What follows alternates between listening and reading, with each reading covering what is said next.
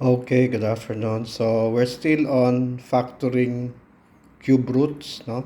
To, in this example, a cube plus b cube.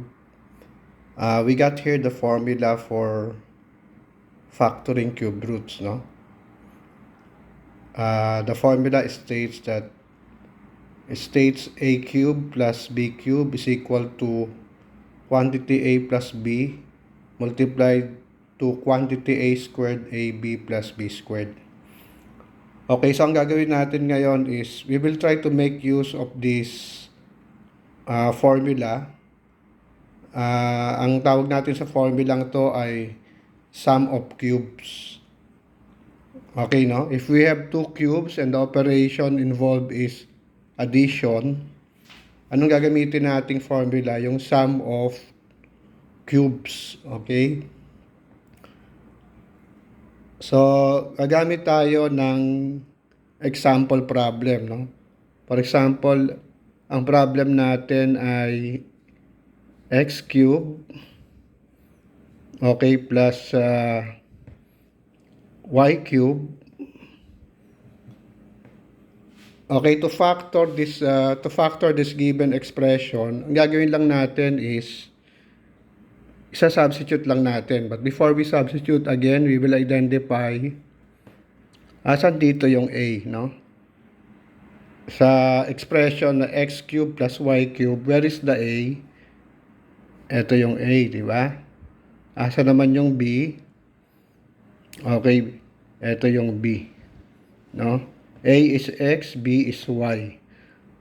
So, to factor, ang gagawin lang natin, very simple. We will just simply substitute yung values given in the equation, in the expression, to that of the formula.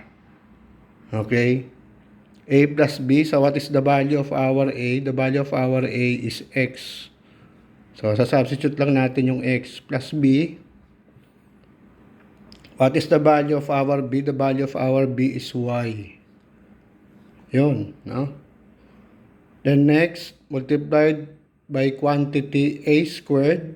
Again, what is the value of our a? The value of our a is x. Gagawin lang natin x squared. Minus, what is the value of our a?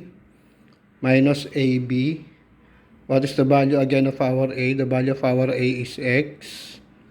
So we will simply substitute a. What is the value of our b? The value of our b is y. So we will simply substitute y. Okay. Then plus b squared. Again, we go back to the value of our b. Ang value ng b natin ay y. So, supply natin doon. Then, square it. So, ito na yung factor, no? So, ito na yung factor ng sum of two cubes. Okay? Bigay tayo ng another example. Let's say the example is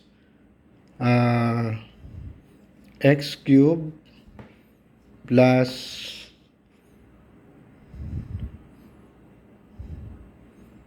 let's say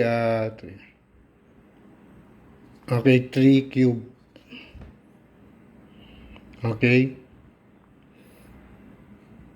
The same thing, no? The same thing ang gagawin natin. We will again substitute the values given in the expression dun sa formula natin na a plus b times quantity a squared minus ab plus b squared quantity.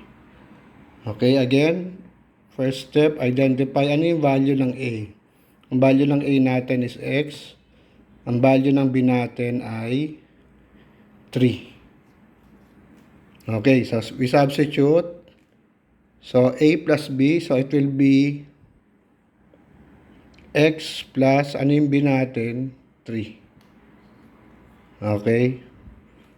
Plus, a squared, lagay lang natin yung x, copy the squared. Okay, then minus, what is our x? Ang x natin is a, what is our a pala? Ang A natin is x. So, minus x. Ano yung B natin? Ang B natin is 3. x3 or pwede rin nating i-rewrite into 3x. Interchangeable to. Pwede natin pagpalitin, no? Pwedeng minus BA or minus AB. Okay, then plus B squared. Ano yung B natin? 3. So, it will be 3 squared. Okay?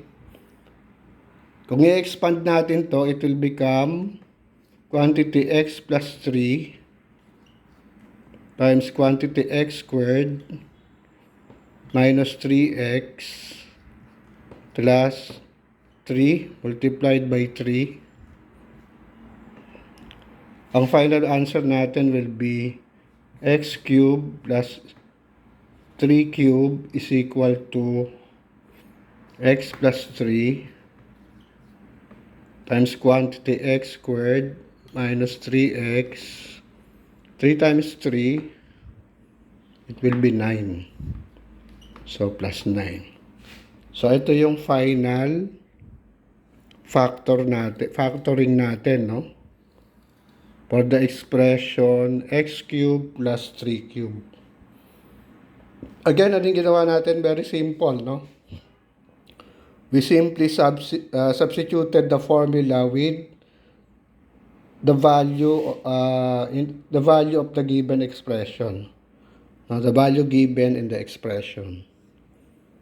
Okay? So, ganun lang kadali.